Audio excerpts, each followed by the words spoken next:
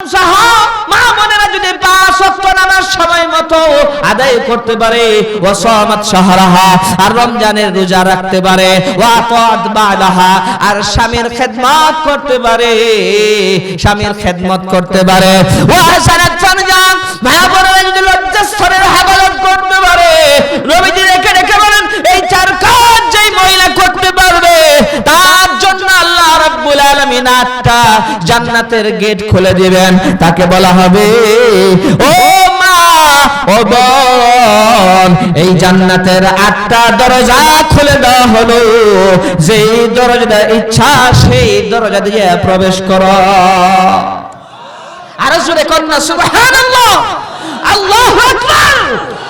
মা বোনেরা যদি পর্দা পশিদা মোতাবেক জিন্দেগি যাপন করতে পারে, কয় পর্দা তো মানতে চাই না, কয় আরে আমার সৌন্দর্য দেখাবো, আইলাইনার মাস্কারা দিয়া রাস্তা দিয়া হাঁটবো, উষা জুতা পরে পাতলা কাপড় পরে তারপরে হাঁটবো, যুবকরা দেখবে আর আমাকে বলবে হাই হাই কত সুন্দর, মন চায় আই লাভ ইউ। কই নাউজুবিল্লাহ, কি কন? ইফটিজিং এর আইন করে লাভ হবে? বিড়ালের সামনে যদি বাজা মাছ রাখেন, বিড়ালের নাকে গ্রান গুলা যায়, আর বিড়ালকে যদি বলেন বিড়াল তার উপর 144 জারি করলাম, খবরদার খবরদার বাজা মাছের দিকে তাকাবি না, তাকাইলে তরে কিন্তু খবর আছে। বিড়াল কয় তুমি বাজা মাছ আমার সামনে রাখবা, গ্রান আবার আমার নাকের ডগায় আসবে, আবার ওদিকে তাকাইতে গেলে খাইতে গেলে 144 জারি করবা। তোমার এই জাতের আইন আমার ঠেঙ্গা মারে না। কথা ঠিক না? ঠিক ঠিক তেমনি ভাবে বলে যে যুবকদের সামনে উষা জুতা পয়রা, পাতলা কাপড় পয়রা, আইলানা মাস্কারা দিয়া, ক্রিম সুনো মাখাইয়া নাইট ক্রিম দেয়। বাবারে বাবা, একজনের মুখ একবারে কাম সারা হয়ে গেছে, খালি গোটা। কয় কি হইছে? কয় নাইট ক্রিম দিয়েছে 2 নাম্বার। চক বাজার সব নাইট ক্রিম 2 নাম্বার বানানো হয়, দেশি বিদেশি সব ক্রিম বানানো হয়। 2 নাম্বার ক্রিম দিছে, অহন হইছে মেকআপ সুন্দরী। করে আগের যুগে তো এরকম মেয়ে দেখতে গেলে কয় হাত দেখো, পাও দেখো, আর গার দেখো। এখন হাত পা গার সহ ফর্সা হয়ে যায়, ওই ক্রিমও বের হইছে। কথা ঠিক দেবে ঠিক? এখন যেই কথা বলতেছিলাম, এত কিছু বলার টাইম নাই, এখানে সময় একবারে নির্দিষ্ট টাইম, এই টাইমের মধ্যে শেষ করতে হইব, আমার লেগে সুবিধা হইছে। এখন অবস্থাটা হয়েছে কি দেখেন, মহিলা যখন পর্দা ছাড়া চলবে তার দাম কমবে না বাড়বে? হ্যাঁ, একজনে যদি কয় কলা সারা জীবন কলা সুসা সহ বেচলো, আমি জনগণকে কেন কষ্ট দিব? আমি এক কাজ করি, আমাদের বাজারে কলা ছিলা নিয়ে যাই, আর কষ্ট হবে না, ডাইরেক্ট শুধু কিনবে আর খাবে। সারাদিন বাজারের মধ্যে বসে রয়েছে, এখন কলা দিয়া রস বাইর হইছে, আর মনে করেন বড় বড় কালা কালা মাছি, আর ওই মাছি হলো টয়লেটের মাছি, বন বন করতেছে, একটা কাস্টমারও আসে না। আসবে শিলা কলা কেনার জন্য, আসবে কেউ? বেচারা পড়ছে বেকায়দা, আরে সর্বনাশ করলাম না কি, শিলা কলা এনে তো বিপদে বললাম, এখন যদি এই কলা ফালায় দেই তাও বেকায়দা। বাজার কমিটি আমারে ধরব, সাইজ করব, এক কাম করি, এক অফার দেই। কয় কি অফার?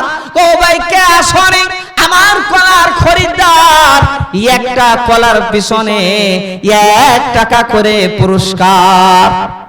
কলা নিলে টাকা তো দিতে হবেই না, উল্টা আর আমি টাকা দিই।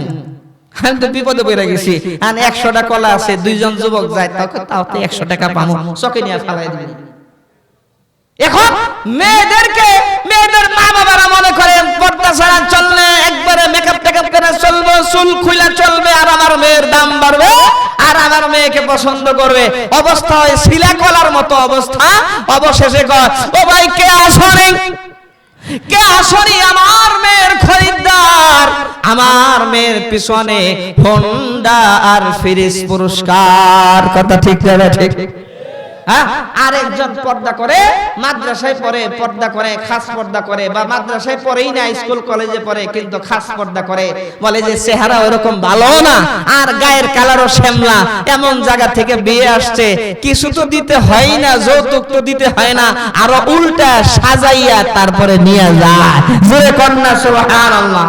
এই দাম দেন কে, বাড়ায় দেন কে? বলেন, সবকিছু করেন কে? ভাই আসমান আর জমিন কে বানাইছে? দিন রাত কে বানাইছে? আস্তে কয় আল্লাহ। আল্লাহ, আল্লাহর নামটা জোরে একবার আল্লাহ বললে আল্লাহ 100 বার জবাব দেয়। বলেন আল্লাহু আকবার।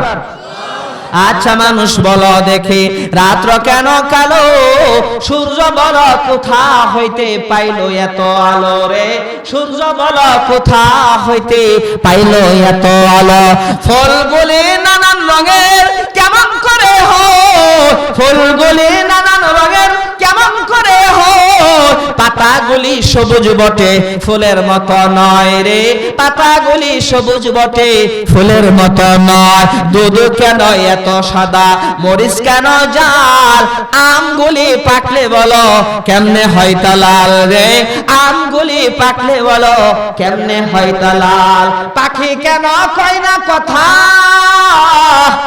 পাখি কেন কয় না কথা, মানুষ কেন কয়, ওহে মানুষ বলো এসব কেমন করে হয় রে, ওহে মানুষ বলো এসব কেমন করে হয়।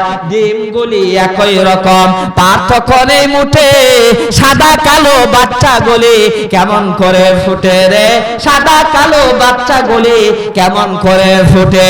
আমরা সবাই বাস করি এই পৃথিবীর রঙে, হাতের লেখা মুখের চেহারা মেলে না কারো সঙ্গে, হাতের লেখা মুখের চেহারা মেলে না কারো সঙ্গে, আর মিলে না কলমের সই আঙ্গুলের টিপ। প্রমাণ হলো মহান আল্লাহ একজন আছেন ঠিক, প্রমাণ হলো মহান আল্লাহ। বলেন বলেন কয়জন? প্রমাণ হলো মহান আল্লাহ একজন আছেন ঠিক, প্রমাণ হলো মহান আল্লাহ একজন আছেন ঠিক। কথা না ঠিক না বেঠে? আল্লাহ রাব্বুল আলামিন ফেরেশতার মাধ্যমে বলে, ও আল্লাহর বান্দা, তোমার জিন্দেগি ঈমান ওয়ালা জিন্দেগি, আমল ওয়ালা জিন্দেগি, তুমি নাম কা নাওমাতিল আরশি, নতুন জামাইয়ের মতো ঘুমাও। জোরে কন্না সুবহানাল্লাহ।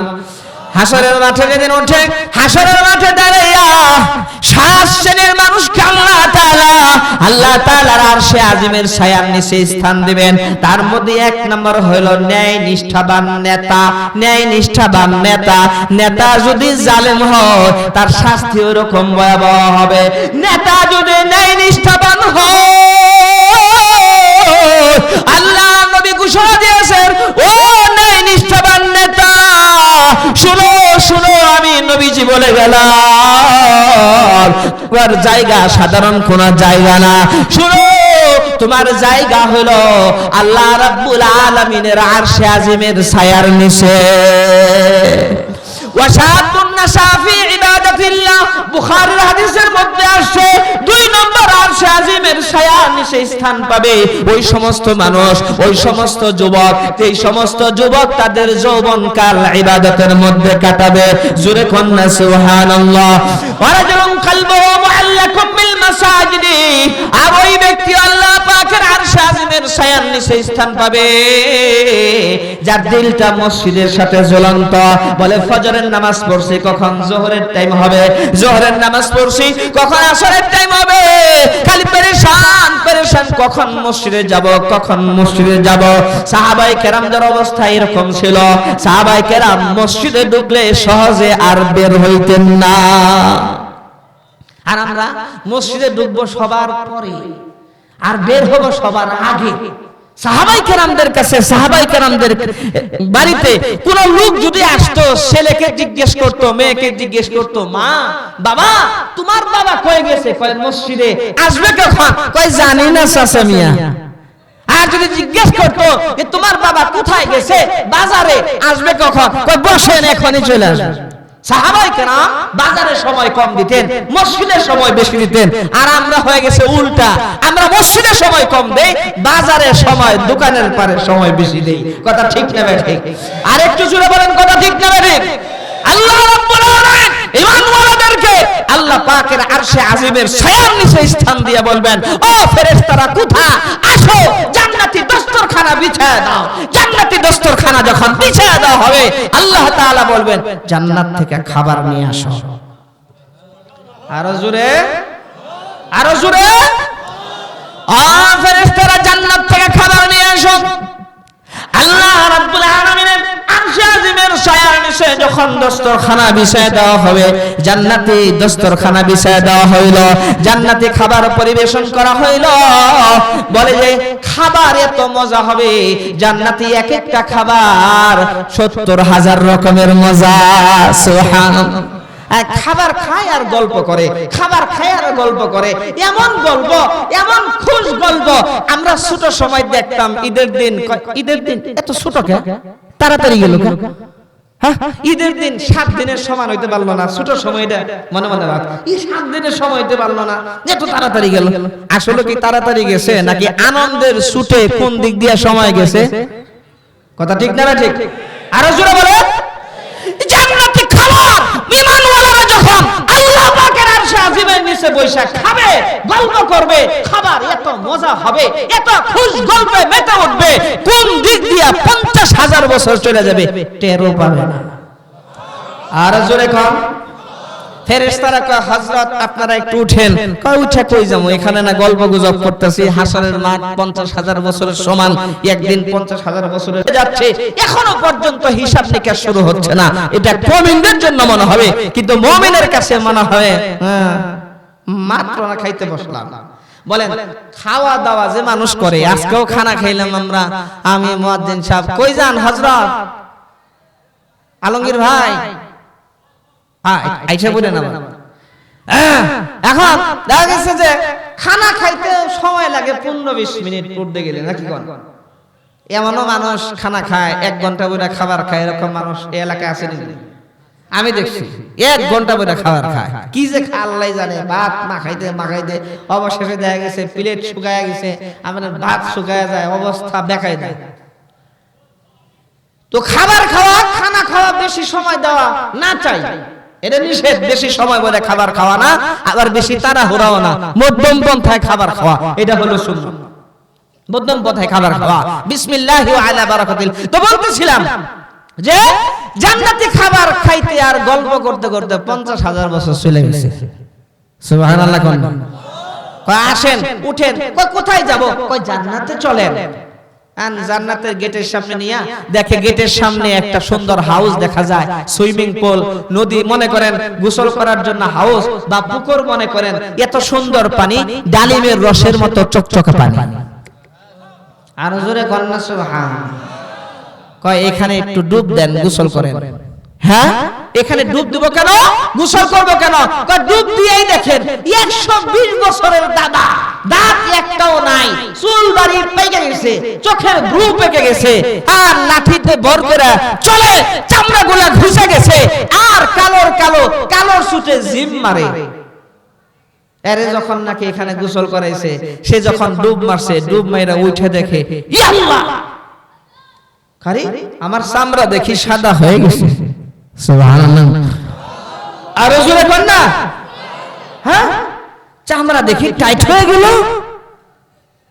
আল্লাহ রাব্বুল আলামিন যখন তাকে দেখে বলবেন, ও জান্নাতি মানুষ, জান্নাতি এই পানির মধ্যে গোসল করো, আমি আল্লাহ তাআলা পূর্ণিমার চাঁদের মতো সুন্দর করে তোমারে উঠাইছে, 33